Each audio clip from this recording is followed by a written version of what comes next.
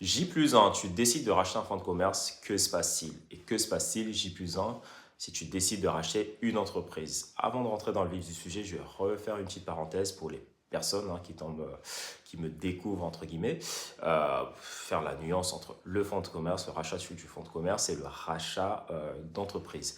Le fonds de commerce, c'est tout simplement l'aspect visuel. Quand tu rentres dans un salon de coiffure, par exemple, tu sais ce que tu vois en premier, c'est les collaborateurs, le mobilier et le local commercial. C'est ça le fonds de commerce. L'entreprise, c'est le fonds de commerce, donc tout ce que je viens de dire, à savoir local commercial, mobilier, etc. Et ce que tu ne vois pas. Qu'est-ce que tu ne vois pas quand tu rentres dans un salon de coiffure? Tu ne vois pas les comptes en banque, tu ne vois pas le numéro de SIRET, etc., etc. Donc l'entreprise, c'est tout dans sa globalité. Le fonds de commerce, c'est l'aspect visuel, entre guillemets, une partie, grosso modo, de ce qu'on peut dire de rachat d'entreprise. Maintenant, quand on parle de rachat d'entreprise, petite parenthèse, c'est un abus de langage. On ne rachète pas une entreprise, on rachète des parts d'entreprise ou des actions en fonction du statut. Quand il s'agit d'une SAS, on dit action. Quand il s'agit d'une SARL, on dit part sociale. Et racheter une entreprise, c'est tout simplement soit racheter l'intégralité de parts sociales, soit racheter l'intégralité des actions. Maintenant que ceci est dit, rentrons dans le vif du sujet. Que se passe-t-il quand tu décides de racheter un fonds de commerce? Et bien, ce qui se passe, c'est que tu vas devoir créer une entité juridique. Tu vas devoir créer une entreprise qui va absorber, voire posséder ton fonds de commerce. Parce qu'un fonds de commerce ne peut pas tourner sans entreprise.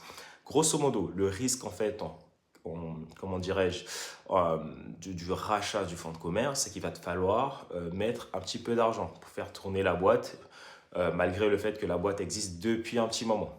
C'est un petit peu la différence avec le rachat d'une entreprise, puisqu'en fait, quand tu viens racheter une entreprise, tu as le passif, l'actif et puis la trésorerie. Grosso modo, tu as déjà tout et il y a juste un switch de propriétaire. On change juste le propriétaire et on change le cabis.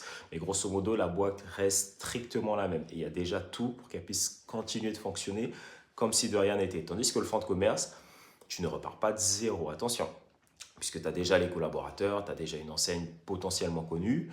Par contre, tu vas devoir créer une entité juridique et tu vas devoir potentiellement y mettre un petit peu de trésorerie pour absorber les premiers jours parce que la société donc, qui a vendu le fonds de commerce, pour te le dire autrement, est partie avec cette trésorerie. Et donc toi, tu vas devoir refaire, entre guillemets, te remettre un petit peu mettre une partie de sécurité en mettant un petit peu de trésorerie sur ta nouvelle boîte que tu vas devoir créer.